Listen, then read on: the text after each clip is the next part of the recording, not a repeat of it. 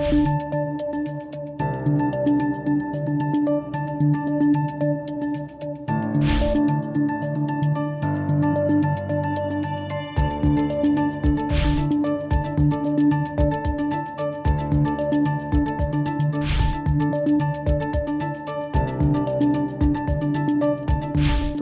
कहता है एक मतलब फिर उसने वापस बात अपना हो गया कि एक रात रुकने का क्या लोगी।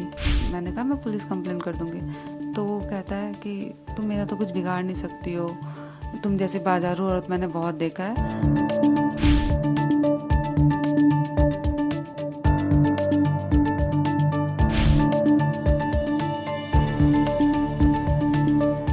क्या पूरा घटनाक्रम हुआ था उस दिन जयपुर एयरपोर्ट पर, जो आपको जो जवान थे, जो एएसआई थे, उनके ऊपर हाथ उठाना पड़ा सीआईएसएफ के?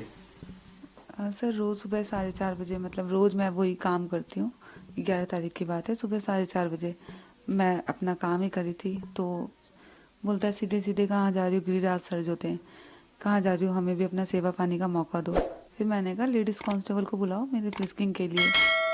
तो कहता है एक मतलब फिर उसने वापस बात अपना हो गया कि एक रात रुकने का क्या लोगी, तुम मेरा कहाँ मान लो, तुम चैन मिलेगा तुम्हें, तुम्हारा काम जल्दी हो जाएगा ऐसे। तो फिर मैंने कहा मैं पुलिस कंप्लेन कर दूंगी। तो वो कहता है कि तुम मेरा तो कुछ बिगाड़ नहीं सकती हो, तुम जैसे बाजारू औरत मैंने बहुत देखा है, तुम्हारी नौकरी निकलवा दूंगा, तुम्हें भीख मांगने का हो जाएगा अगर तुम मेरा कहानी मानोगी।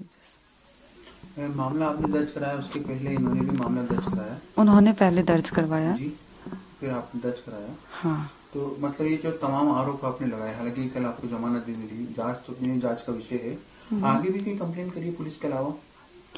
पुलिस के अलावा कहीं कंप्लेन नहीं किया है मैंने। आप चूंकि जिस कंपनी में काम करते हैं वो कंपनी भी आपके साथ है, ये जो घटनाक्रम है, पहली बार तो कितनी लंबी आपकी सर्विस हो गई यहाँ पर?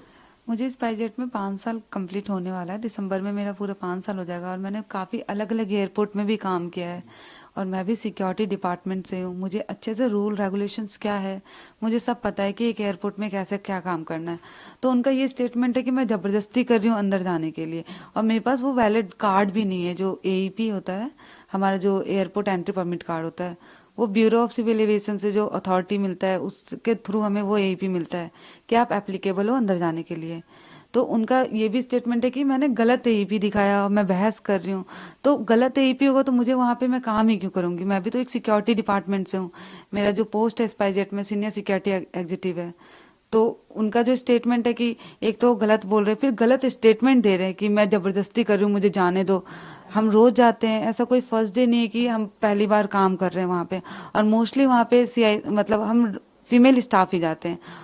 एक दिन मैं गई तो अनदर डे कोई अदर लड़की जाती है।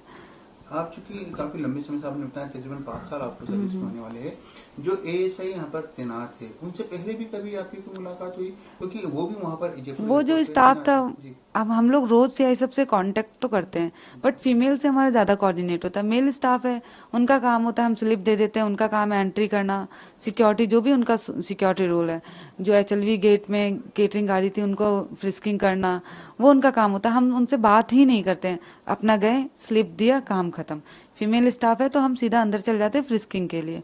उस टाइम वहाँ पे फीमेल स्टाफ नहीं थी। रोज की तरह जो मैंने कहा अपना स्लिप दे दिया, स्लिप देने के बाद उन्होंने मेरे से गलत शब्द यूज में करने स्टार्ट कर दिया ऐसा बोलना। पहली बार हुआ जब फीमेल स्टाफ नहीं थी? वहां अमूमन पे तो आपका रोजाना वहाँ पर हाँ हाँ जो ड्यूटी पर हाँ हाँ। अमूमन जाना ही पड़ता है, तो कभी ऐसा पहला नहीं हुआ कि फीमेल स्टाफ ना हो, केवल मेल वहां पे स्टाफ ही हो? मॉर्निंग के टाइम फीमेल स्टाफ होती है, जी। नाइट में नहीं रहती है। और वो रोज ऐसा ही होता है कि हम केटरिंग गाड़ी लेकर जाते हैं, उनको स्लिप देते हैं और हम डिपार्चर हॉल पे चल जाते हैं। उधर फीमेल स्टाफ कभी नहीं होती है।